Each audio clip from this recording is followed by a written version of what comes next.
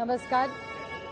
आज बाप्पा, संदीप भैया, जितेंद्र आव्हाड हे तिघं गेले जवळपास महिनाभर जी घटना बीड आणि परभणीमध्ये झाली त्याबद्दल पोटतिडकीने सातत्याने हे सगळे प्रत्येक मार्गाने त्या दोन्ही कुटुंबाला न्याय मिळेल ह्याच्यासाठी प्रयत्न करतायत।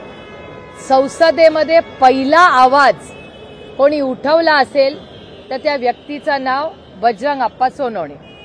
बजरंग अप्पा सोनवणेंनी ही घटना झाल्या तातडीने ते पार्लमेंट कामकाज सुरू असताना कामकाज सोडून बीडला गेले। बीडमधून सगळी माहिती घेतली, तातडीने दिल्लीला परत आले। आम्ही दोघं एकत्र, त्यांचा हट्ट होता की ताई नाही मला आजच रेज करायचं, म्हणून आम्ही पहिलं स्पीकर ऑफिसला चिठ्ठी पाठवली। चिठ्ठीला ते म्हणले आज पॅक्ट आहे, म्हणून ते म्हणले नाही ताई मला आजच रेज करायचा, म्हणून आम्ही स्पीकर साहेबांना जाऊन भेटलो। त्यांनी पहिल्या दिवशी परवानगी, ते म्हणले अहो स्टेट इश्यू आहे, तर ते म्हणले स्टेट इश्यूचा विषयच नाही, हा रेज करायलाच पाहिजे। आणि परभणी आणि बीड ह्या दोन्ही केसेसमध्ये बजरंग अप्पा हा पहिला व्यक्ती आहे ज्यांनी पार्लमेंटमध्ये या दोन्ही जे कोणी गुन्हेगार असतील त्यांना फाशीची शिक्षा झाली पाहिजे ही मागणी त्यांनी केली। त्यानंतर ते या देशाचे गृहमंत्री अमित भाई शाहना भेटायला गेले, त्याचे फोटो तुमच्या सगळ्या चॅनल्सवरही होते। तिथे त्यांनी पाठपुरावा केला। ते दिल्लीत चालू असताना इथे विधान भवनमध्ये संदीप क्षीरसागरांनी पहिले ग्रहस्थ, पहिले आमदार, पहिले लोकप्रतिनिधी माणुसकीच्या नात्याने त्यांनी हा मुद्दा मांडला। त्यांनी तो जितेंद्र आव्हाडांनाही सांगितला, त्यांच्या जिल्ह्याचा होता म्हणून त्यांनी पहिलं लीड घेऊन तो मुद्दा मांडला। नंतर जितेंद्र आव्हाडांनी सातत्याने मांडला, रोहित पवारांनी मांडला, त्यानंतर सुरेश धसांनी मांडला, त्यानंतर नमिता मुंदडांनी मांडला। अशा अनेक लोकांनी हे मुद्दे गेले 30 दिवस सातत्याने मांडलेले आहेत। मी जाहीरपणे मीडियाचे आभार मानते की माणुसकीच्या नात्याने एक अतिशय क्रूर घटना, दुर्दैवी घटना ही परभणी आणि बीडमध्ये झाली, पण माणुसकीच्या नात्याने we are all on the same side. आपल्या सगळ्यांची एकच भावना आहे, ही क्रूर हत्या जी झालेली आहे, चुकीची घटना जी झाली आहे त्याला न्याय मिळावा। त्यामुळे कितीही दुर्दैवी घटना असली तरी एक आशेचं किरण एवढंच आहे की सगळ्यांनी स्वतःचे राजकीय मतभेद बाजूला ठेवून माणुसकीचा नात्याने मीडिया आणि हे सगळे लोक आज उभे आहेत। आणि शेवट जोपर्यंत त्या कुटुंबाला, दोन्ही कुटुंबांना न्याय मिळत नाही तोपर्यंत माणुसकीच्या नात्याने सगळं राजकारण बाजूला ठेवून त्या कुटुंबाला न्याय देण्यासाठी आज हे सगळे प्रयत्न करत आहेत। अंजली दमानियाताई असतील, त्यांच्याबद्दलही मी तुमच्या चॅनलवर सातत्याने पाठवते, त्या तिथे जाऊन राहिल्या, त्यांनी अनेक प्रश्न विचारले। त्याच्यामुळे गेले 30 दिवस सातत्याने हे सगळे माझ्याबरोबर आज बसलेले श्री सुरेश धस असतील, अंजली दमानियाताई असतील, या सगळ्यांनी अनेक प्रश्न विचारलेत। काहींची उत्तरं मिळाली, काहींची नाही। मी गेले अनेक वर्ष पार्लमेंटमध्ये काम करते, म्हणून मी एक थोडासा वेगळा प्रश्न ह्याच केसमधला मांडण्यासाठी यांच्या सगळ्यांच्या मदतीने आणि परवानगीने इथे बसलेली आहे। पीएमएलएचा कायदा हा ब्लॅक मनी म्हणजे काळा पैसा रोखण्यासाठी, याच्यासाठी पीएमएलएचा ऍक्ट यूपीए सरकारने आणलेला आहे। त्या काळातली भाषणात काय पार्लमेंटमध्ये झालं आता हे त्या इतिहासात मी पडत नाही, पण पीएमएलए ऍक्ट आला। पीएमएलए ऍक्ट मध्ये असं लिहिलेलं आहे, हा तो पीएमएलए ऍक्टचा कागद आहे, तुम्हाला सगळ्यांनाच माहिती आहे, त्याच्यात काही नवीन नाही। Offences under Indian Pinal code 45 of 1860, त्याच्यात नंबर आहे 384 आणि 389। ऑफेन्सेस रिलेटिंग टू एक्स्टॉर्शन, जे हा पीएमएलएचा शेड्यूल आहे त्याच्यामध्ये एक्स्टॉर्शन हे पीएमएलए मध्ये येतं। आता मला दोनच प्रश्न सरकारला विचारायचे, कारण का हे फायनान्स मिनिस्ट्रीच्या अंडर येतं। आता हा एक कागद जो सातत्याने बजरंग अप्पा आणि संदीप भैया मांडतायत, तुम्हाला आधी दाखवलेला आहे की ED enforcement director ministry of finance हे केंद्र सरकारमध्ये येतं। या कागदावर असं लिहिलेलं आहे, तारीख आहे 14/3/2022 साली वाल्मिक कराडांच्या नावाने हा कागद आहे। हा तुम्ही सगळ्यांनी कदाचित तुमच्या चॅनलवर पाहिलेला आहे। हा finance ministry, government of India हा कागद आहे। त्याची ही नोटीस आहे, ही तुम्ही पाहिलेली असावीच मला वाटतं. हा झाला पहिला मुद्दा, हा पीएमएलएचा आहे. आता पीएमएलएची अनेक उदाहरणं महाराष्ट्रात झालेली आहेत आणि हा एक्स्टॉर्शन त्याच्यात येतं आणि आज वाल्मिक कराड हे एक्स्टॉर्शन मध्ये आज आहे. त्याच्यामुळे माझा एकच सोपा सरळ प्रश्न सरकारला आहे, महाराष्ट्र आणि केंद्र सरकारला, की वाल्मिक कराड जर एक्स्टॉर्शन अंडर त्यांची अरेस्ट झालेली आहे तर ईडी आणि पीएमएलए हे का लावले गेले नाहीत. Very simple it is. याच्यात अनेक उदाहरणं महाराष्ट्रात गेल्या 4 वर्षात आपण पाहिली. मग अनिल देशमुख असेल, संजय राऊत साहेब असतील, नवाब मलिक असतील, किती तुम्हाला उदाहरणं सांगू ज्याच्यात पीएमएलए मध्ये ज्या पद्धतीने, म्हणजे देशमुख साहेब, अनिल देशमुख साहेबांची तर केस हेरसे होती. कोणीतरी म्हणलं माझ्या कानावर अशी गोष्ट आली, आजही कुठलाही प्रूफ नाही. कानानी म्हणजे एकानी सांगितलं की 100 कोटी रुपये मागितले म्हणून त्यांच्यावर पीएमएलए झाला, ईडी लागली, त्यांना अटक झाली. इथे तर आहे, हा कागद इथे आहे, याच्यामध्ये नाही तो हा कंपनीची, आता कंपनीचा कागद, हा हा हा FIR आहे. ह्याच्यामध्ये या FIR आहे 11/12/24चा. त्याच्यात हा पुरा कागद आहे. हा FIR जो झालेला आहे त्याच्यात वाल्मिक कराडांचं नाव आहे. हे बघा, इथे वाल्मिक कराडांचं नाव आहे आणि वाल्मिक कराडांचं नाव असताना त्या FIR मध्ये हा कोणी राजकीय व्यक्तींनी केलेला FIR नाहीये, हा कंपनीनी केलेला FIR आहे. इथे बघा, अवधा कंपनीनी 2 कोटी रुपये 28/5/24 28/5/24 हे सगळे डॉक्युमेंट्स आहेत. I am happy to share them. याच्यामध्ये म्हणजे तुम्ही विचार करा की खून झाला जेव्हा संतोष भाऊंचा, तेव्हा 2 दिवस आधी ऍक्शन झाली नव्हती जेव्हा पोलिसला माहिती होतं. आणि एक्स्टॉर्शन जेव्हा झालं, ऑलरेडी ही ईडीची नोटीस वाल्मिक कराडांच्या नावाने ऑलरेडी एक्झिस्टिंग आहे.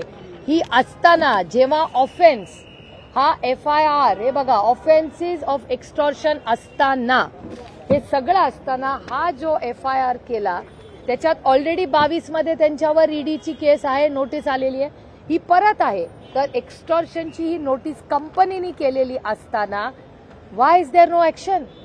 म्हणजे अनिल देशमुख, संजय राऊत, नवाब मलिक यांना IQ गोष्टींवर त्यांच्यावर आरोप झाले, ईडीची केस झाली, त्यांना अटक झाली. ह्या आता अवधा कंपनीच्या अधिकाऱ्यांनी मे मधील कंप्लेन आहे 28/5/24, बरोबर, 28 मे, बरोबर आहे माझं काय प्लीज चुकत असेल तर प्लीज मला करेक्ट करा. पण 28 तारखेला म्हणजे May to December, May, June, July, August, September, October, November, December, 8 महिने झाले. 8 महिन्यामध्ये वाल्मिक कराडांवर कंप्लेन असूनही आधीची एक केस, ही केस असताना, हा FIR झालेला असताना, करेक्ट, ही तिसरी आहे. तर ह्याच्यावर ईडीचा रोल का नाही आहे? माझी ईडीला विनंती आहे की फायनान्स मिनिस्ट्रीमध्ये आपण सगळ्यांनी मिळून तो बिल पीएमएलएचं पास केलेलं आहे, तर कदाचित या सरकारकडून ही माहिती केंद्र सरकारला दिली गेली नसेल तर बाप्पा आणि मी फायनान्स मिनिस्ट्रीला हे पत्र लिहिणार आहे. आम्ही आता बजेट सेशन जेव्हा सुरू होऊ तेव्हा फायनान्स मिनिस्ट्रीचीही भेट घेणार आहे की या ईडीच्या केसमध्ये जर इन्व्हेस्टमेंट्स महाराष्ट्रात यायच्या असतील, असं जर एक्स्टॉर्शन झालं तर आपल्या महाराष्ट्रात कोण इन्व्हेस्टमेंट करेल? हे खूप चिंताजनक आहे. हा विषय फार गंभीर आहे. हा राजकीय विषय नाहीये, हा सामाजिक विषय आहे. महाराष्ट्रामध्ये जर असं एक्स्टॉर्शन सुरू झालं तर इन्व्हेस्टमेंट कोण करेल? आणि एवढंच नाही, त्यांनी केस केली आहे. अहो, आम्ही राजकीय म्हणून तुम्ही आम्हाला न्याय देऊ नका विरोधक म्हणून, पण इन्व्हेस्टरला पण महाराष्ट्रात न्याय मिळणार नाही. आता 6 महिने, मे टू डिसेंबर, आपण जानेवारी महिन्यामध्ये आहोत. का या कागदावर ऍक्शन केलेली नाही? का ईडी आणि पीएमएलएची ऍक्शन झाली नाही याच्यावर? याचं उत्तर आम्हाला द्यावं लागेल. आणि माझे 3च प्रश्न या सरकारला आहेत की संतोष देशमुखांचा हत्या हा एक केस आणि दुसरी फायनान्शियल फ्रॉडची. फायनान्शियल थ्रेट किंवा क्राईम जर झाला, तिथे लॅप्स असेल तर ईडी गेट्स इन्व्हॉल्ड. का ईडी याच्यात इन्व्हॉल्व झालेली नाही? 2 दिवसाची गॅप, पुन्हा सांगते, हे आता इंटरकनेक्टेड आहे. म्हणजे वाल्मिक कराडांना ही स्पेशल ट्रीटमेंट सातत्याने का दिली जाते? 2 दिवस जेव्हा धमकी दिली, 2 दिवस तेव्हा जर पोलिसने ऍक्शन घेतली असती तर कदाचित संतोष भाऊंची हत्या झाली नसती आणि 6 महिने हे जर एक्स्टॉर्शन वर PMLA जर ऍक्शन घेतली असती तर कदाचित अवधा कंपनीच्या पुढे एक्स्टॉर्शनचा इश्यूच राहिला नसता. आता ह्याचं उत्तर आम्हाला महाराष्ट्र सरकारला द्यावं लागेल. आणि पुढची गोष्ट, आणि हे मी एकटी मांडलेलं नाहीये, ह्याच्यात ह्या सगळ्या गोष्टी ह्यांनी सगळ्यांनी मांडलेल्या आहेत, सगळ्या पक्षातल्या लोकांनी मांडल्या आहेत, अंजलीताई दमानेंनी पण मांडलेल्या. पण ह्याच्यापुढे आम्हाला काही उत्तर मिळत नाही. त्याचबरोबर ही एक बागी असताना लाडली बहीण योजना, या योजनेचे अध्यक्ष, प्लीज आय स्टँड करेक्टेड, माझं काही चुकीचं असेल तर I am happy to be corrected, की जेव्हा बीड मध्येची जी कमिटी आहे त्याचे अध्यक्ष हे करेक्ट परळी तालुक्याचे अध्यक्ष आजही करेक्ट आजही वाल्मिक कराड आहेत. आता ही योजना आली कुठल्या महिन्यात? ही लोकसभेनंतर आली. लोकसभेच्या आधीच हा एक्स्टॉर्शनचा गुन्हा होता. ज्या माणसावर एक्स्टॉर्शनचा गुन्हा आहे त्याला तुम्ही महिलांच्या या लाडली बहीण योजनेचा अध्यक्ष करता, जे किती असंवेदनशील. It's just shocking. मला ह्या 3च प्रश्नाची उत्तरं पाहिजेत की हे ईडी आणि PMLA का नाही याची अंमलबजावणी झाली. आज 30 दिवस झाले त्या हत्येला, क्रूर हत्येला. आजही एक त्यातला खुनी इन्व्हॉल्व जो आहे तो फरार आहे. तर त्याचं उत्तर सरकारला आपल्याला द्यावं लागेल. आणि लाडली बहीण योजनेचा आजही परळीचे ते अध्यक्ष आहेत. त्याच्यामुळे अनिल देशमुख, संजय राऊत, नवाब मलिक यांना या देशात एक कायदा आणि वाल्मिक कराडांना एक कायदा, असं का? मी कुठलाही आरोप करत नाही या सरकारवर. मी फक्त पारदर्शकपणे लोकशाही पद्धतीने प्रश्न विचारते की जर ह्या देशामध्ये हा देश जर संविधानाप्रमाणे चालत असेल तर मग 3 नागरिकांना एक कायदा आणि एका नागरिकाला वेगळा कायदा, याचं उत्तर महाराष्ट्राच्या आणि केंद्र सरकारने द्यावं. आणि हा इश्यू बाप्पा आणि मी महाराष्ट्राच्या मायबाप जनतेच्या वतीने पार्लमेंटमध्ये आम्ही आता जेव्हा 30 तारखेला पार्लमेंट सुरू होईल याच्यात हे मांडणार आहे. आणि याच्यासाठी आम्ही फायनान्स मिनिस्टर ऑफ इंडिया निर्मलाताई सीतारामन यांचीही भेट घेणार आहे की त्यांनी आम्हाला समजून सांगावं. कारण का तो ऍक्ट जेव्हा PMLAचा पास झाला तेव्हा मी संसदेत मेंबर होते, तेव्हा आम्ही सगळ्यांनी भाषणं केली आहेत, आम्हाला माहिती आहे ऍक्ट काय. हा फायनान्शियल फ्रॉड तुम्ही सांगताय, मग धनंजय मुंडे पण या फायनान्शियल फ्रॉडचे पार्टनर्स आहेत का? कारण की धनंजय मुंडेच्या ज्या पत्नी आहेत राजश्री मुंडे, त्यांच्याबरोबर देखील वाल्मिक कराड यांचे अनेक खात्यांमध्ये संबंध आहेत, त्याचसोबत जमीन व्यवहार आहेत, हा प्रश्न भागीदारी आहे. नाही, तुमचा प्रश्न हा रास्त आहे, पण त्याचं उत्तर माझ्याकडे नाही ना, मी नाही ना सरकारमध्ये. याचं उत्तर सरकारला द्यावं लागेल. This is the first foot in the door. नाही हे जे FIR हे घ्या ना, आवडा हे काय? नाही हे आहे, मी वाचून दाखवते तुम्हाला. हा FIR आहे, हे काय माझं पर्सनल डॉक्युमेंट नाहीये. हा FIR आहे. हे बघा इथे लिहिलेलं आहे सगळं. तारीख काय आहे? 11/12/24. हे लेटेस्ट आहे. याच्यात आहे वाल्मिक कराड, विष्णू चाटे आणि सुदर्शन घुले. हा I am happy to share this document. आणि त्याचबरोबर हे लिहिलेलं आहे, हे बघा इथे लिहिलेलं आहे. हे सगळं अवधा एनर्जीज प्रकल्प कार्यातून हजर नसताना माझा मोबाईल वगैरे वगैरे हे 2 करोड रुपये सांगितले होते. त्यानंतर वेळेवर वेळी विविध लोकांनी मोबाईलवरून प्रत्यक्ष अप्रत्यक्षरित्या प्रकल्प काम बंद न ठेवल्यास मारहाण करणं व जीवे मारण्याची धमकी दिलेली आहे. हे याच्यात लिहिलेलं आहे. This is not. हे बघा. आणि 28/5/11 वाजता हे सगळं झालेलं आहे. हे सगळं माहिती ह्या FIR मध्ये. नाही ही बघा ही ती कंप्लेन आहे. हे तर ED आहे, enforcement director ED, ministry of finance. ती ही आहे Rajesh Kumar, assistant director. I consider the attendant of Shri Walmik Karad necessary in connection with investigation. आता हे इन्व्हेस्टिगेशन काय मला नाही माहिती. ही नोटीस आलेली आहे. ही फायनान्स मिनिस्ट्रीची नोटीस आहे ना. पण इतके दिवस होऊन सुद्धा धनंजय मुंडे यांचा राजीनामा होत नाही, कारण की तिथे पोलिसांना बदललं जातं, जी SIT जी तपास पथक आहे त्यातले अधिकारी बदलले जातात, पण मात्र मंत्री मात्र कायम राहतात. तर त्याच्यावरती तपासावरती प्रभाव निर्माण होणार नाही. मला असं वाटतं याचं उत्तर आहे, मी गेले अनेक दिवस म्हणते, त्यांची मागणी ही फक्त आमच्या कुणाकडून होत नाही, फक्त राज्यातून भावना आहे. आणि सरकार काय असतं? सरकार ही लोकांच्या सत्ता काय असते? सत्ता हे माध्यम आहे लोकांच्या आयुष्यात एक चांगला बदल घडवण्यासाठी. तर जर चांगला बदल घडवण्यासाठी ती सत्ता असते. इट इज अ टूल, ते एक माध्यम आहे, ती एक सेवा आहे. तर ती सेवा करण्यासाठी आता तुम्हाला माहिती आहे की अशोक चव्हाणांनी पण नैतिकतेने दिलाच होता राजीनामा. अशी किती उदाहरणं महाराष्ट्रात नाही देशात झालेली आहे. अहो, एक काळ असा होता की एखादा रेल्वे ऍक्सिडेंट झाला ना तर रेल्वे मंत्री राजीनामा द्यायचे. लालबहादूर शास्त्री, रिमेंबर दोज, ते होते. किती लोकांनी असे दिलेले आहेत. तर नैतिकतेच्या जी काय भावना आहे ती सगळ्या चॅनल्सवर आहे. आज 30 दिवस झालेले आहेत. आजही तुमच्या चॅनलवर त्या मुलीचे अश्रू बघून अस्वस्थ व्हायला, म्हणजे काय माणुसकी राहिली आहे का नाही. त्या मुली, काल कुठल्या तरी एका चॅनलवरच मी पाहिलं, त्या मुलीचा भावाचा वाढदिवस होता.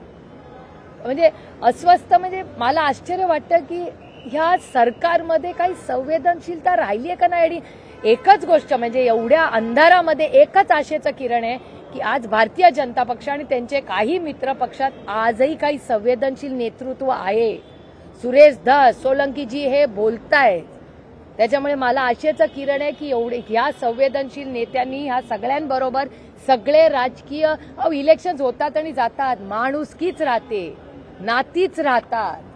गृह मंत्रालयाचं हे फेल्युअर आहे का? कारण की आज 1 महिना होतोय हत्येला आणि तरी देखील कृष्णा आंधळे नावाचा जो 7वा आरोपी आहे तो अजून देखील अटकेत नाहीये. पोलीस आपला तपास करतात परंतु पोलिसांना यश प्राप्त होत नाहीये. मला महाराष्ट्राच्या पोलिसांचा खरं सांगू सार्थ अभिमान.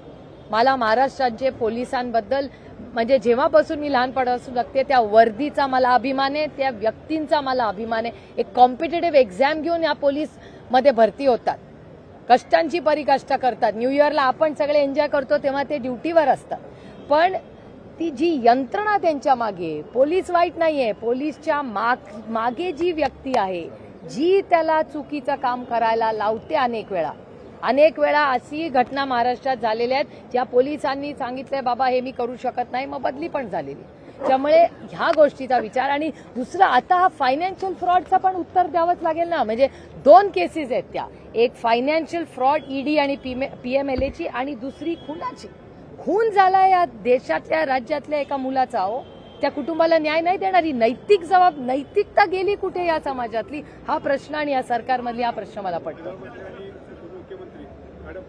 गृहमंत्री आणि उपमुख्यमंत्री धनंजय मुंडेंना पाठीशी घालतात असं वाटतंय? आय मीन बोला, 100% घालताय.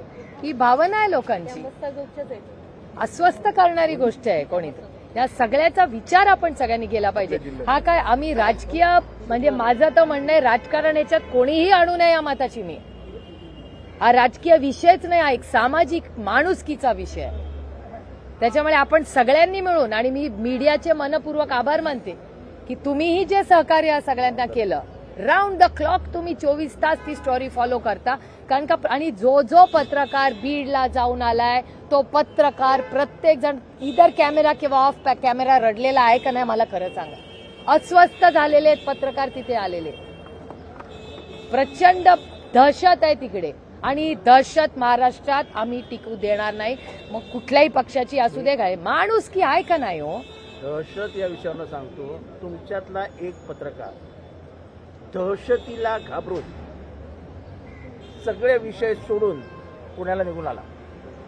तुम्ही चौकशी करा. तो अतिशय चांगली पत्रकारिता करत, खूप दिवसानंतर ग्राउंड रिपोर्ट येत होते, त्याच्या मागे लोक ठेवली, तो जिथे जाईल तिथे लोक गेली. शेवटी तो इतका अस्वस्थ झाला की तो तिथलं सगळं पत्रकारिता वगैरे सोडली आणि घरी निघून आला. तुम्हाला सगळ्यांना नाव पण माहिती आहे, मी नाव नाही घेत, त्याला मला अडचणीत नाही आणायचं आहे, पण हे अनफेअर आहे यार. हे काय चालू आहे? माझी महाराष्ट्राच्या माननीय मुख्यमंत्र्यांना विनम्र विनंती आहे, एक आई म्हणून, एक महिला म्हणून, एक नागरिक म्हणून आणि एक लोकप्रतिनिधी म्हणून. कधी तर एवढी मोठी मेजॉरिटी या सरकारला मिळाली, ब्रूट मेजॉरिटी इंग्रजी, एवढा मोठा संख्याबळ त्यांना मिळालंय.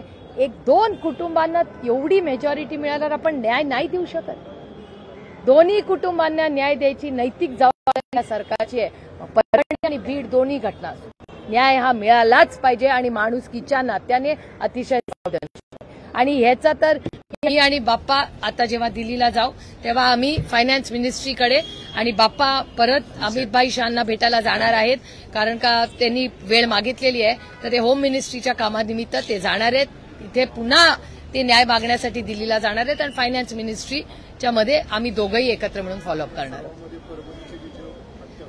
परभणी आणि बीड दोन्ही त्या बाप्पा बोला ना, बीड आणि परभणीचं तुम्ही बीड काय आणि ठरवलं? परभणीचे जे विषय झालेले आहेत, बीडचा सुद्धा एवढा वाईट विषय किती दिवसांना आम्ही लावून धरतोय आणि याच्यासाठी अमितभाई शहा यांची वेळ मला ताईंनी मागच्या वेळेस बी घेऊन दिली आणि आता पण वेळ मिळते. मी जाणार आहे त्यांना भेटून आणि या आरोपीला अटक झाली पाहिजे. ह्याच्यात जे आमच्याकडे हा सामूहिक गुन्हा आहे, एक नाही टोळी युद्ध चालू आहे. बीड जिल्ह्यामध्ये एक माणूस करतो पण त्याच्या मागे असे 1000 लोक तयार केले त्यांनी. म्हणजे जे लोक की गुंड तयार करायचा फॅक्टरी आमच्या बीडमध्ये आहे आणि ते थांबली पाहिजे. आणि मुख्यमंत्र्यांनी सुद्धा सांगितलं की आम्ही मोकोका लावणार, सगळ्याला सामूहिक गुन्हेगार डिक्लेअर करणार, पण आणखी तर काही 1 महिन्यात काही झालं नाही. आणि आता ह्या गोष्टीसाठी आम्ही सर्वजण आणखी एकदा अमितभाईची माझी मागणी अशी होती की ताईंना हे सर्वजण आम्ही की आम्हाला सीबीआय चौकशीची मागणी करायची होती, ज्याने की महाराष्ट्र पोलिसांवर दबाव नाही. सर्वजण आम्ही की आम्हाला सीबीआय चौकशीची मागणी करायची होती, ज्याने की महाराष्ट्र पोलिसांवर दबाव जर असेल तर कमीत कमी केंद्रातून तरी होईल. नाही जाऊन भेटणार ना मी फायनान्स मिनिस्टरला. म्हणजे बाप्पा आता होम मिनिस्ट्रीला जाऊन भेटणार. परभणी आणि बीड दोन्ही केसेससाठी बाप्पा दिल्लीला चाललेत. ते दिल्लीच्या होम मिनिस्ट्रीची गृहमंत्र्यांची भेट घेणार आहेत दोन्ही केसेससाठी, बीड आणि परभणी. आणि मी स्वतः जेव्हा दिल्लीला जाईन आता पार्लमेंटसाठी, तेव्हा आम्ही दोघं मिळून पीएमएलएची जी केस आहे, कारण का it's a clear PMLA ED case, it's evident. मग ईडी का नाही ऍक्शन घेते? अनिल देशमुखांवर हिअरसेवर तुम्ही ऍक्शन घेता, तुम्ही संजय राऊतांना अटक करता, तुम्ही नवाब मलिकांना अटक, या सगळ्यांना अटक होते. मग वाल्मिक कराडांना 2 वर्षापूर्वी ईडीची नोटीस आली. ही क्लिअर पीएमएलएची केस आहे आणि हे आम्ही नाही केलेली कोणी केस. ही अवधा नावाची जी कंपनी आहे, एफआयआर मध्ये नाव आहे. This is nothing is manufactured, it is factual. आणि माझं म्हणणं एवढंच आहे की या राज्यामध्ये जर अशा केसेस एक्स्टॉर्शनच्या झाल्या तर it will hurt the investment of the state. या राज्यामध्ये इन्व्हेस्टमेंट करणारा आज मी काल 1 नेशन 1 इलेक्शनच्या मीटिंगसाठी दिल्लीला गेले होते. 30-35 खासदार मला तिथे लॉबीमध्ये भेटले. जो भेटे मला एकच प्रश्न विचारले, सुप्रिया तुम्हारे महाराष्ट्र में बीड और परभणी में क्या हो रहा है? प्रत्येकाला सांगून सांगून थकून गेले मी की मला इतकं वाईट वाटलं की ज्या महाराष्ट्राबद्दल सार्थ अभिमान आम्हाला सगळ्यांना आहे की या देशामध्ये या राज्यात क्राईम होत नाही, समतेची भाषा या राज्यांनी दिशा द्यायचं काम केलं. त्या महाराष्ट्रामध्ये एक गरीब कष्ट करणाऱ्या स्वतःच्या कर्तृत्वाने कष्टाने उभं राहिलेल्या 2 कुटुंबाच्या मुलांचा अशी हत्या होते.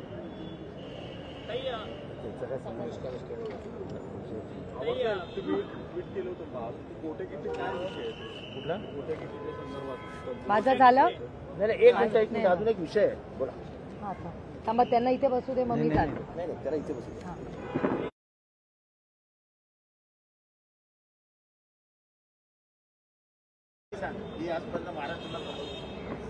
या ठिकाणी आपण जर पाहिलं असेल तर परळी या तालुक्यामध्ये, परळी या मतदारसंघामध्ये कुठलाही कायदा राहिला नाही. आणि मी या ठिकाणी शरद पवार गटाचा उमेदवार होतो, पक्षाचा उमेदवार असताना 201 बूथ वर एकही माणसानं मतं केलेले नाही. एकच माणूस मतदान करतो. माणूस येणार, 1000-2000 असे स्टॉल लावून पैसे वाटप. या ठिकाणी पैशाचे ही त्या माणसानं 2000 रुपये 1000 रुपये घ्यायचे, मध्ये जायचं, आयडेंटिटी दाखवायची, शाई लावायची, बाहेर जायचं. बटन दाबताना एकच माणूस, धनंजय मुंडेंनी जी पॉलिसी केली त्या पॉलिसीमध्ये एकच माणूस बटन दाबतो. असे 201 बूथ या ठिकाणी ताब्यात घेतले. अशी जर निवडणुका महाराष्ट्रात झाल्या तर बिहार सुद्धा महाराष्ट्राला परळीला लाजायला ही वेळ आली, या ठिकाणी परळीला आलेली आहे. आता तेवढंच नाही तर ही बोगस मतं व्हायला. बाप्पाच्या निवडणुकीमध्ये लोकसभेमध्ये मतदान बोगस झाले. याच्यावर कोर्टात गेलो, हायकोर्टात गेलो. हायकोर्टानं 122 बूथ अति संवेदनशील म्हणून घोषित केले. आपल्या लोकसभेनंतर हायकोर्टानं घोषित केल्यानंतर त्या ठिकाणी सांगितलं की तिथं सक्षम अशी सीआरएफचे जवान लावून त्या ठिकाणी मतदान घ्या, इन कॅमेरा मतदान घ्या. कॅमेरे बंद पडले. तुम्ही बघितलं, मी एका कॅमेऱ्यावर गेलतो सकाळी 8:15ला धर्मापुरीला. 40 वर्षानंतर मी एका बूथला गेलतो धर्मापूरला. 40 वर्षात त्या बूथवर सुद्धा कुणी माणूस जात नाही. 40 वर्ष बूथला गेलो तर तुम्ही बघितलं की ते तुमचा तो व्हिडिओ गाजला मीडियावर की माझ्या सगळ्या अंगावर यायची वेळ आली. सगळे माणसं तिथं सगळं भांडणार. आमचं राज्य इथं असलं सरकारचं राज्य चालत नाही, आमचं राज्य असतं स्वतंत्र. तुम्ही इकडे आलातच कस काय, हा प्रश्न मला उमेदवाराला विचारायला लागले की तुम्ही या बूथवर कस काय आलात. म्हणजे ज्या गावात 5 बूथ आहेत त्या गावात तुम्ही कसं काय आलात, हे जर उमेदवाराला प्रश्न विचारत असतील तर मतदारांनी काय करायचं? सर्वसामान्य माणसाचा सर्वसामान्य मतदार हा परळी तालुक्यातला हातबल झाला साहेब, हातबल झाला. माणसं भयभीत झालेत.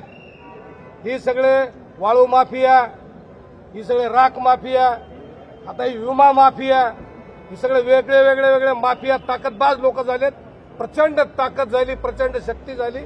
किंवा त्या परिसरामध्ये मराठवाड्यामध्ये कुठेही 302 झालं की 302च्या माणसाला जर तो जर भेटायला गेला वाल्मिकांना, धनंजय मुंडेंना, तर लगेच त्याला एक काळी स्कॉर्पिओ आणि 10 लाखाचं बक्षीस देतात. लगेच आमच्या कामाला लाग. मग या अशा जर टोळ्या तयार झाल्या त्या महाराष्ट्रात लोकांना राहायचंय का नाही? बीडच्या आज काय अवस्था झाली साहेब? बीडमध्ये म्हणाला आम्हाला लाज वाटायली. पोराचे उद्या लग्न सुद्धा होणार नाही साहेब. कोण मुलगी देणार आहे एवढं बिहार म्हणल्यानंतर? काय परिस्थिती झाली साहेब? प्रत्येक माणूस हा तिथला हातबल झालाय. कुणाची बोलायची ताकद राहील नाही, शक्ती राहील नाही. या ठिकाणी मी खासदार साहेब असतील, मी आमचे आमदार संदीप भाई असतील, यांचं मी अभिनंदन करतो. किमान प्रश्नाला सुरुवात केली. जितेंद्र आव्हाड साहेबांचं मी अभिनंदन करतो की बीडमध्ये येऊन प्रश्न मांडला. हे वंजारा नाहीत का मग? माधव पाटीलला तुमच्या निवडणुकीत तुम्ही एकाच नाव घेत आहे. यापूर्वी बीडमध्ये क्षीरसागर कुटुंबियांचा विषय होता, त्याविषयी काय बोलणार आहात का? इतर विषयांविषयी बोलणार आहात का रे? आम्ही आता मी याचं उत्तर देते हा विषय नंतर करताय, आम्हाला विषय बोलायचे होते. ताईंचा विषय होता, हा विषय इतकं पुढे नेतात. कुलकर्णी साहेब गेले महिनाभर तो माझ्याशी बोलतोय. त्याच्या मनातल्या व्यथा मला माहिती आहेत. बोलण्याची हिंमत होत नव्हती. मी 6 बीडमध्ये तुम्हाला खरं सांगतो, ज्यांच्यावर अन्याय- सगळ्यात गुन्हेगारी विषयी विचारतो आव्हाड साहेब. एक मिनिट मग तुमचं म्हणणं अगदी मान्य आहे. कोणीही गुन्हेगार करत असेल, कुठल्याही पक्षाचा असेल, तर हा देश संविधानाने चालतो. कुणाच्याही मनमार्जीने चालला नाही पाहिजे, हे मत आमचं आहे आणि पक्षाचं आहे. कोणीही असू दे, मग मी असेल तरी मग मला मी चूक केली ना, मला पण फाशी द्या, हे माझं म्हणणं. मग त्यांचं म्हणणं वेगळं आहे. हे मी केलं तरी मला फाशी द्या, ही आमच्या पक्षाची लाईन. भैया पहला मराठी होने दो, उसके बाद में आपको अलग से टाइम दो. चल रहा है. Thank you. नाही, पार्लमेंटमध्ये जाऊन ह्यांच्याशी फायनान्स मिनिस्ट्रीशीच बोलायला लागेल ना, कारण का it is ministry of finance. Ministry of फायनान्सनी जर नोटीस पाठवली आणि मला कायची म्हणजे वाल्मिक कराड हा ओनली इश्यू नाहीये, ह्याच्या पुढचा विषय तुम्ही विचार करा. ही इन्व्हेस्टमेंट तुमच्या आणि माझ्या महाराष्ट्रात आलेली आहे.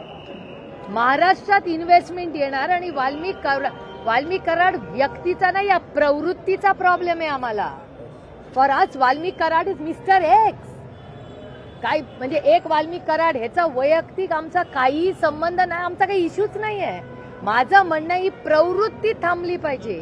जर महाराष्ट्रात इन्व्हेस्टमेंट यायला हवी असेल तर extortion has to stop. STOP थांबलं पाहिजे.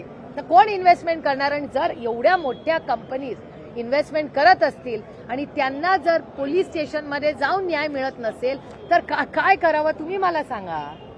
इथे आपण म्हणतो रोल काय ते मॅग्नेटिक महाराष्ट्र, मॅग्नेटिक महाराष्ट्रामध्ये बसतं का? तर नाही बसत. इट इज ह्याच्यात महाराष्ट्राचं नुकसान होतंय. तुम्ही फक्त काय त्यांचं नाव वाल्मिक कराड हा केंद्रबिंदू नाहीच आहे. आपल्याला ही प्रवृत्ती थांबायची आहे, कारण का महाराष्ट्रात सुसंस्कृत महाराष्ट्राला हे शोभत नाही. आपण इन्व्हेस्टमेंट्सला लाल कार्पेट दिलं पाहिजे. या तुम्ही इन्व्हेस्टमेंट करा, आम्ही आहोत तुमची सेवा करण्यासाठी. तुम्ही चांगल्या इन्व्हेस्टमेंट्स करा, आमचा GDP वाढवा, आमच्या पोरांना मेरिटवर नोकऱ्या द्या, महाराष्ट्रातल्या कर्तृत्ववान मुलं आणि मुलींना. याच्यासाठी तर MIDCs केल्या ना. कैलासवासी यशवंतराव चव्हाणांनी MIDCs का आणल्या? आदरणीय पवारसाहेबांनी MIDCs का वाढवल्या?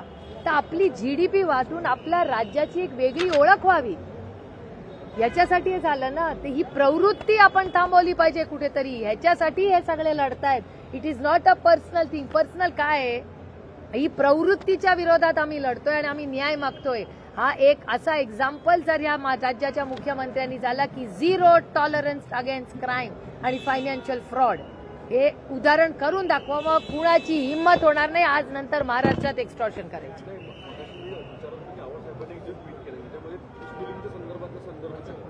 पिस्तूल त्या गीताचं नाव काय घेतलं?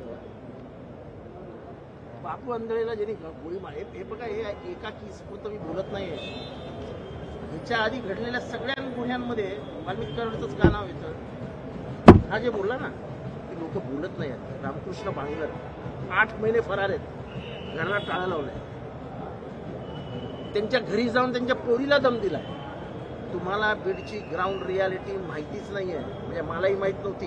आता लोक स्वतःहून मला फोन करतायत की साहेब हा विषय तुम्ही घ्या, हा विषय तुम्ही घ्या. माझ्याकडे 27 विषय आणून दिले लोकांनी मला सांगितलं ज्या दिवशी वाल्मिकी कराड 302 मध्ये जाईल, बीडमध्ये फटाके वाजवून लोक कंप्लेंट करायला. अहो यांनी मागणी केलीच आहे ना, सुरेश धस तुम्ही केली आहे ना मागणी, आम्ही- संदीप दादांनी केला, तुम्ही केली आहे. आम्ही तर सांगतो तर तोच प्लॅनर आहे, पण तो एका गुन्हापुरता मर्यादित नाही. आम्ही ज्युडिशियल इन्क्वायरी का मागतोय? हो, ज्युडिशियल पारदर्शक इन्क्वायरी ती पारदर्शक व्हावी आणि सगळ्यांना संधी मिळावी Correct. कंप्लेंट करण्याची. तुम्हाला गोट्या गीते ना, गोट्या गीतेला सांगितलेलं काही झालं तरी एकाला ठार करून घ्यायचं का, तर त्यांना एक आरोपी करायचं होतं. त्या आरोपीचं नाव बबन गीते. त्यांना कुठल्याही परिस्थितीत बबन गीतेला आत घालायचं होतं, जेणेकरून विधानसभेच्या निवडणुकीत बबन गीते बाहेर नाही राहिला. हा गोट्या गीतेचा काही संबंध नाही, बापू आंधळेचा काही संबंध नाही. गोट्या गीते गेला आणि बापू आंधळेला गोळी मार. आमची एवढीच अपेक्षा आहे की बीड आणि परभणीच्या दोन्ही केसेसमध्ये दोन्ही कुटुंबाला न्याय हा मिळालाच पाहिजे. पारदर्शकपणे इन्क्वायरी झाली पाहिजे. जे कोणी त्याच्या मागे असतील त्यांना संविधानाच्या चौकटीत शिक्षा झाली पाहिजे, एवढी आमची मागणी आहे. 2 दिवस झाली चर्चा सुरू होती की तुम्ही प्रफुल्लबाईंना फोन केला, खरंच केला? तटकरे साहेबांविषयीची काही भूमिका मांडली, खरंच तशी मांडली? कारण की मला तुमच्या नावाने ही चर्चा सुरू होती. मला ह्याच्यातलं काही माहिती नाही. खासदारांना संपर्क केला जातोय अजित पवार यांच्या गटात.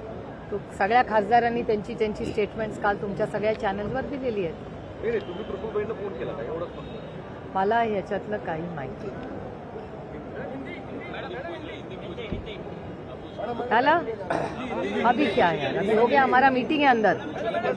यही जानना चाहेंगे, शुरुआत बीट से करते हैं, किस माहौल बीट में बना हुआ है, क्या पहले से उसमें इन्वेस्टमेंट जो आता है नहीं आ पाएगा, उसको पाएगा वाल्मीकि करार या हमारी सिर्फ 3 मांगे हैं.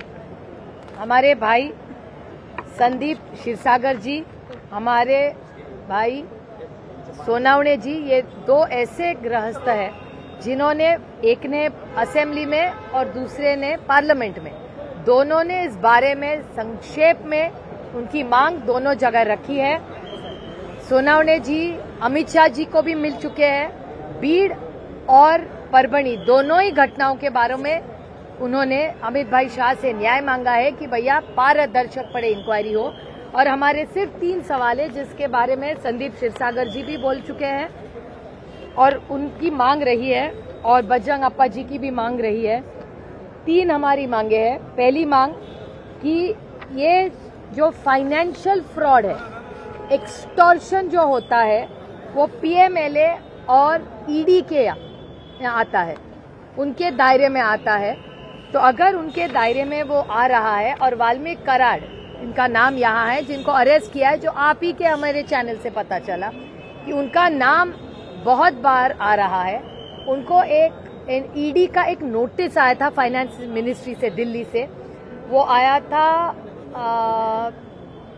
14/3/22 को. तो इसका आगे क्या हुआ, एक सिंपल सा सवाल है. और एक्सटॉर्शन को इस देश में जब कायदा बना था तब मनमोहन सिंह जी की सरकार थी, और एक्सटॉर्शन को पीएमएलए और ईडी के दायरे में ये आता है. तो अगर एक्सटॉर्शन की केस हो चुकी है, उसका एफआईआर है, तो क्यों नहीं ये ईडी और पीएमएलए में ये केस पे एक्शन क्यों नहीं लिया जा रहा है? ये हमारा पहला सिंपल सा सवाल है. दूसरा हमारा ऐसा सवाल है कि आज तक अरेस्ट बहुत सारी हो चुकी है, लेकिन आज भी एक खूनी है जिसपे आरोप है, उसको अरेस्ट नहीं हुआ. आज 30 दिन हुए. रोज हम टीवी पे उनके जो बच्चे देखते हैं, उनका दुख हमसे किसी से देखा नहीं जा रहा है। ये सब जा चुके हैं, बहुत बार फैमिली से मिल चुके हैं।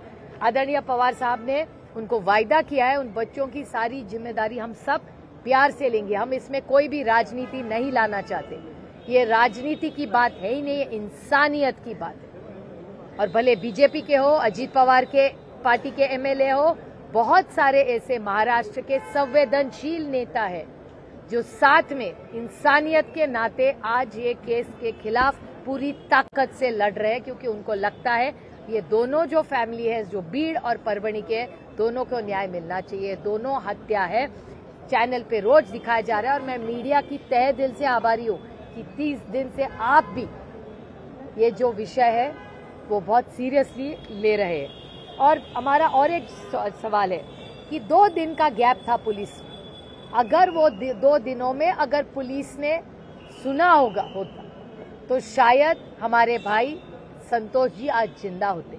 और जो केस एक्सटॉर्शन का हुआ था वो 6 महीने पहले, अवधा नाम की जो कंपनी है, 6 महीने, उसका एफआईआर यही है, उसके सारे डिटेल्स आप ही के पास है।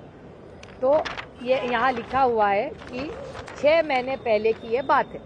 तो 6 महीने में एक्सटॉर्शन अगर पीएमएलए और ईडी की दायरे में आता है तो इस पे एक्शन क्यों नहीं लिया गया, और नहीं लिया गया तो आप कब लेंगे, ये हमारा सवाल है। और तीसरा सवाल है कि लाडली बहन योजना ये लोकसभा के बाद आई, तब तक तो ये तो केस आ चुका था। ईडी, पीएमएलए, एक्सटॉर्शन, मर्डर, सारे जो आरोप इस दुनिया में हो सकते सारे इस गृहस्थ पे थे। श्री वाल्मीकि कराड जी, अगर उनको इतनी सारी नोटिस आई थी तो लाडली बहना योजना के अध्यक्ष परली पे ये श्री वाल्मीकि कराड, उनको कैसे किया गया? जिस आदमी पे एक्सटॉर्शन का आरोप है उसको आप लाडली बहन के योजना का अध्यक्ष करेंगे? और 6 महीने से ये चल रहा है, आज की बात नहीं है। संदीप भैया हो, बजरंग सोनावणे, सारे सवाल पूछते गए, लेकिन सुनने वाला कोई नहीं था। और उसके बाद ये जब हत्या हुई तो क्या हमको अगर इनकी बात सुनी होती तो हमारे भाई संतोष आज जिंदा हो। इसका जवाब और हिसाब देना पड़ेगा। नहीं, दिल्ली विधानसभा चुनाव के लिए be serious about this issue. अभी मुझे क्या पता है, इसका जवाब सरकार को देना पड़ेगा ना। महाराष्ट्र सरकार के जवाब है, मैं तो विपक्ष में हूँ, और मैं यहाँ विपक्ष के नाते नहीं आऊँ, हम इंसानियत के नाते यहाँ बैठे। इंसानियत के नाते आज इस सरकार की जिम्मेदारी है कि जो सारे पार्टी के, सुरेश धस जी हो, अंजलि दमानिया जी हो, सोलंकी जी हो जो अजीत पवार के पार्टी से है, वो मिसेस मुंदरा हो जो वहाँ की सांसद ये विधायक है, उन सारों ने साथ मिलके इंसानियत के नाते इसका जो भी न्याय हो, उस फैमिली को जब तक न्याय नहीं मिलेगा हम राजनीति से उठ के इंसानियत के नाते ये दोनों फैमिलीज, परभणी और बीड़ की फैमिलीज के लिए पूरी ताकत से इंसानियत के नाते लड़ेंगे।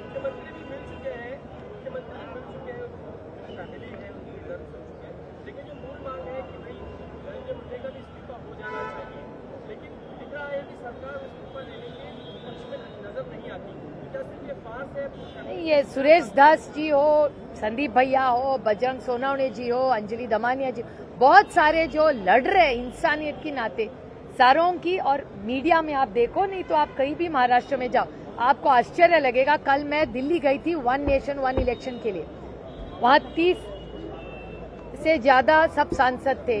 हर एक सांसद जो मुझे कल लॉबी में मिला हो या मीटिंग में मिला हो, मुझे 2 ही सवाल पूछ रहा था कि परभणी में क्या हुआ, बीड़ में क्या हुआ, और इस्तीफा होगा कि नहीं। मतलब भैया मैं कैसे बोल सकती हूँ, आधे जन तो उसी आप ही की सरकार है, आप बताइए क्या होगा।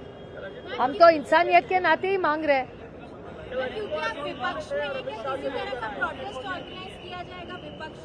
ये विपक्ष की बात ही, कोई भी प्रोटेस्ट विपक्ष के तरह नहीं है। ये पूरी केस इंसानियत के नाते ही लड़ी जाएगी।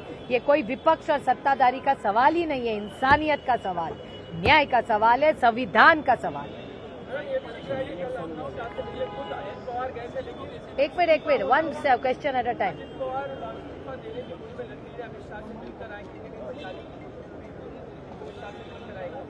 वो नहीं पता मुझे कैसे पता होगा कि अजीत पवार अमित शाह जी के मिले या नहीं, मुझे कैसे पता होगा?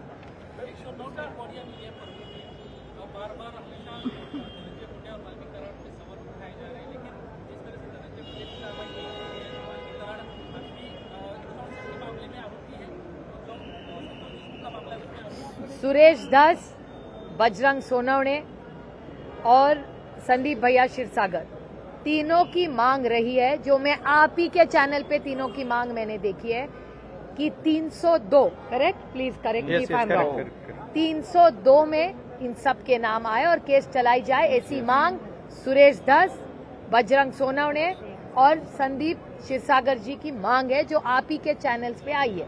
तो अगर इतने सारे सांसद, अंजलि दमानिया जी की भी आई और काफी सारे ऐसे सांसद है, प्रकाश सोलंकी जी ने भी मांग की है, वो प्रकाश सोलंकी जी तो अजीत पवार के पार्टी के ही है, उन सब की जो मांग है उन सबको हम उनके साथ रहेंगे सबके, क्योंकि हमारी ये कोई भी ये राजकीय नहीं है, ये इंसानियत के नाते हम सब लढेंगे। पुण्यात हत्यांचं सत्र सुरू आहे, पुण्यात हत्यांचं सत्र सुरू आहे, मोदारे नावाच्या मुलीचा हत्या करून तिचा मृत्यू झालेला आहे, याकडे कसं पाहता?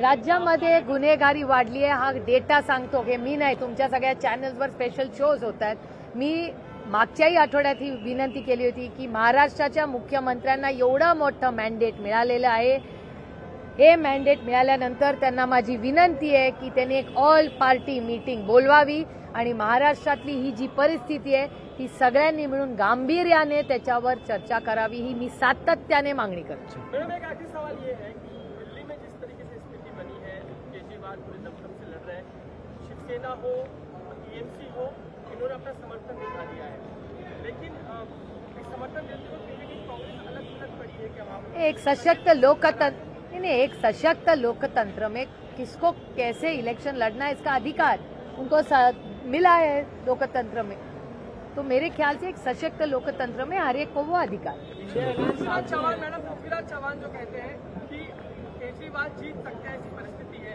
ऐसे में कांग्रेस खुद नाराज है पृथ्वीराज चव्हाण से कि वो पार्टी में है और केजरीवाल का नहीं, मैंने ये स्टेटमेंट सुना नहीं है, तो जब तक मैं सुनूं नहीं मैं कुछ टिप्पणी नहीं कर सकती। सपोर्ट एक्सचेंज के लिए कांग्रेस अभी वो बात होगी।